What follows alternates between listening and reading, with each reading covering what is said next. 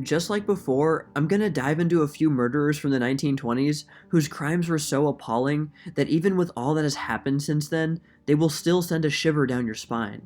Well, let's get into part 3. It was the very end of the decade. Everybody was getting ready for Christmas festivities and trying to forget about the looming depression. Perhaps because it was so close to Christmas, sharecropper Charles Davis Lawson took his family to get a portrait taken in Germantown, North Carolina. In the photo is his oldest son Arthur, age 16, daughter Marie, age 17, his wife Fanny with their youngest child Mary Lou, daughter Carrie, age 12, son Raymond, age 2, daughter Maybelle, age 7, and son James, age 4. A few days later, on Christmas Day, the family patriarch, Charles Davis Lawson, allowed his oldest son Arthur to go into town on an errand. Once he was gone, he laid in wait for his two daughters, Carrie and Maybelle, near a tobacco barn on the property, and shot them with a 12-gauge shotgun, then bashed their heads in for good measure before putting their bodies in the barn. He returned some ways back to the house, where he shot his wife, Fanny, on the porch. He made his way inside the house, where Marie, James, and Raymond tried to hide, in unimaginable terror. He shot Marie and hunted down the two sons and beat them to death.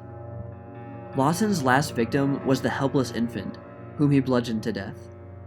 A couple of hours later, he shot himself outside near a creek. The bodies were discovered only a few hours later, not because of the gunshots, but because neighbors wanted to wish them a Merry Christmas. It was rabbit hunting season, so without knowing that the shots had come from the house itself, it was a commonplace sound.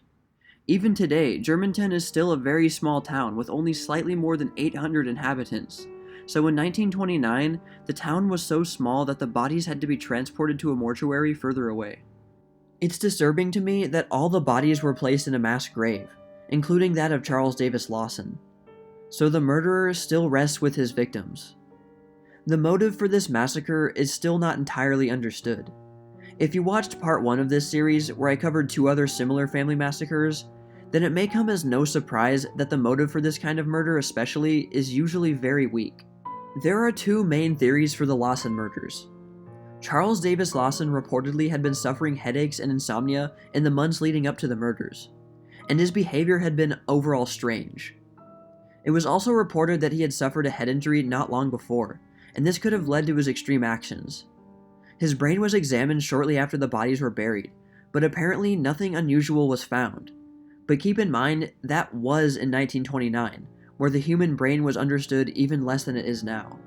A darker theory is that Charles Davis Lawson had been in an incestuous relationship with his older daughter Marie, almost definitely against her will, and even that she had gotten pregnant. And apparently his mother-in-law was suspicious of this, but had died the year before.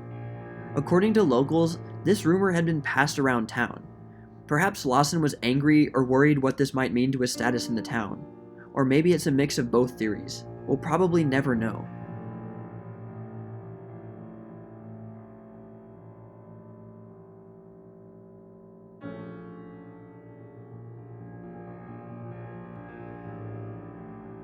On this channel, I've covered 2 trials dubbed Trial of the Century, one in a previous video in this series. And this next case will be the 3rd.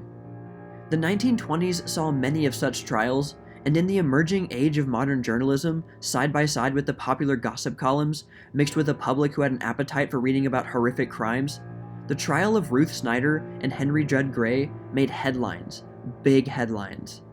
This case had everything thrill-seeking people wanted to hear about. It all started with one unhappy 32-year-old housewife from New York City named Ruth Snyder. One day, she met a spectacled married man, 34-year-old Henry Judd Gray. While these two people didn't really seem to have much in common, they began a steamy, adulterous love affair. They saw each other very, very often, usually going to a hotel and sometimes leaving Snyder's young daughter in the lobby in the meantime. This exciting affair got Ruth Snyder thinking.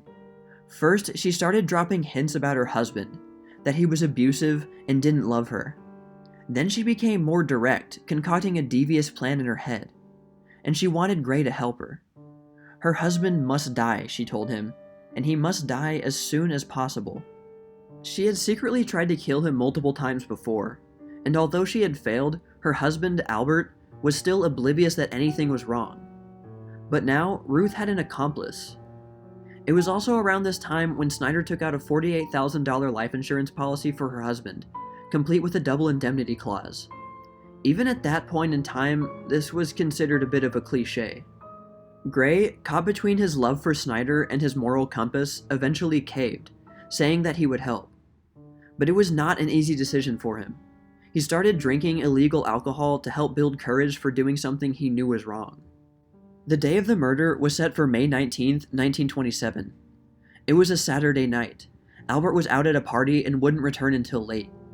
Snyder had everything needed for the murder, including the intended murder weapon, a window sash weight.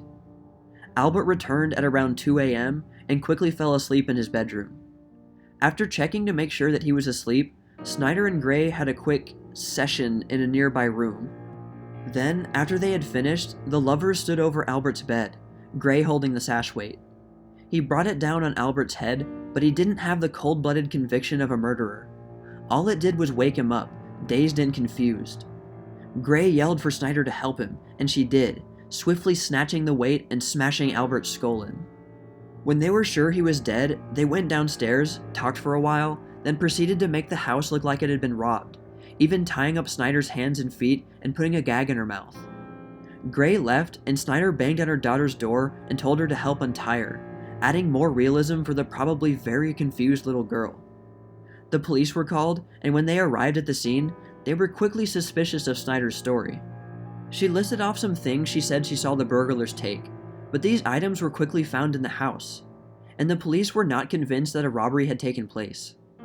After a short time of questioning, Snyder, in a panic, confessed that it was all a setup, but that Gray had planned and executed the murder. Gray was quickly found in a hotel in Syracuse, but claimed he had not been in New York City. This was very quickly disproven with the discovery of his train ticket stub in the trash can. Both put the blame solely on the other, so suffice it to say, their romantic affair was over. Of course, both were arrested and put on trial for murder. It was not so much a question of if they had committed the murder, but more of which one was more responsible. Like I said before, the trial made national headlines. It seemed like every journalist, gossip columnist, socialite, and celebrity was giving their take on the incompetent twosome. Snyder and Gray were lampooned for bungling the whole operation so badly that they hadn't had a chance of getting away with it, but few sympathized with either of them. Snyder did all that she could to portray herself as an unloved wife trapped in a loveless marriage with her husband, but that she was also a loving Christian mother. She went on to paint Gray as a sinful, lustful man who corrupted her and urged her to drink and smoke and go to parties with him, and that he had brought up the idea of murdering her husband. Gray also played the victim, saying that Snyder had told him that she had previously attempted to kill her husband multiple times, and that it was he who had been led astray by this lustful Jezebel. It seems that more people sided with Gray than Snyder, as she became the bigger focus in the media coverage. The jury deliberated for a mere 98 minutes, and it was probably only that long to decide if one should take most of the blame or not. But the verdict came back as guilty for both defendants, and both Snyder and Gray were sentenced to death. It didn't take long for their sentence to be carried out. On January 12, 1928, Gray was the first to be executed by electric chair. A few minutes later, Ruth Snyder followed. To contribute more to a public famished for more details of this bizarre story, a news reporter snuck in an ankle camera and secretly took a photo of Ruth Snyder during her electrocution, which went on to be reprinted in many publications. So thus ends this trial of the century and the story of two incompetent murderers who captured the public's imagination with a murder story filled with every cliché in the book. And people wondered if they really believed they would get away with such a poorly executed crime.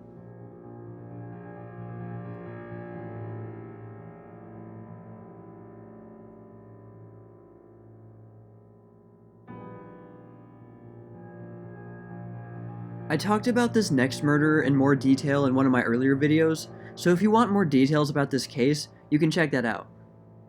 Gordon Stewart Northcott was one of the most sadistic known murderers of the 1920s. Like Andrew P. Kehoe and the Bath School Massacre, his horrific crimes really show how dark the 1920s, and indeed humanity as a whole, can be. This story begins in Wineville, California in 1928. Gordon Stewart Northcott was a 21-year-old rancher who lived with his mother and had moved from Canada years earlier. 2 years earlier, his nephew, 13-year-old Sanford Clark, had moved from Canada to live with him. In those 2 years, Sanford was repeatedly raped and abused by the sadistic Northcott, while Northcott's mother was either blissfully unaware or chose to do nothing. Sanford's sister visited the Northcott ranch to see her brother and uncle, and even though she was unaware of the details, she was suspicious enough about Northcott's behavior that she contacted U.S. authorities and said that Sanford was in the country illegally, so that he would be deported back to Canada. When the police came to investigate at the ranch, Northcott threatened to kill Sanford if he said anything, but the boy somehow managed to escape to the police. While in custody, he told about the details of his virtual imprisonment at the hands of his demonic uncle. But not only that, he also admitted to witnessing, and sometimes participating in, the murders of children. According to Sanford, after Northcott's mother, Sarah Louise, found out about the murders, she joined in, not wanting her son to be executed if his crimes were discovered. The stories Sanford told were truly horrifying. Northcott would drive around town and pick up random, unsupervised young boys in his truck, telling them that their mother or father was severely injured and that he had been sent to find them. He would then proceed to take them back to his ranch, keeping them in a chicken coop for an unknown length of time. Then, using either a gun or an axe, he would butcher the helpless boys, and he would force Sanford to help him. It is believed that Northcott killed 4 boys, Walter Collins and Lewis and Nelson Winslow, who he abducted, as well as an unidentified Mexican boy whose body was found decapitated in a ditch in a nearby town. Northcott himself later gave the name Alvin Gotea as the boy's name. To prove his claims, police took Sanford to the ranch where he said the bodies of the children were buried. Sure enough, they unearthed bones later proven to be human remains, though there were no complete bodies. By this point, Gordon Northcott and his mother had escaped to Canada, and U.S. authorities sounded the alarm. Canadian Mounties apprehended the pair less than a month later and sent them back to the U.S. for questioning. As expected, Northcott denied that he committed any murders. While the Northcott trial wasn't as huge as the Ruth Snyder trial, it was still fairly infamous, especially in the Los Angeles area where the murders took place. Especially disturbing were the times that Northcott seemed perfectly comfortable and grinning while on trial for the murders of children. More physical evidence was presented in court, including a bloody axe and personal items found in the ranch house confirmed to have belonged to the murdered boys. Probably just to protect her son, Sarah Louise pled guilty to the murder of Walter Collins. But nothing she could do could help her son. Northcott first exaggerated the number of murders he had committed, then said he was completely innocent. The trial ended on February 8, 1929. In the end, Sarah Louise was given a life sentence and was only not given a death sentence because she was a woman. She was paroled in 1940 and died 4 years later.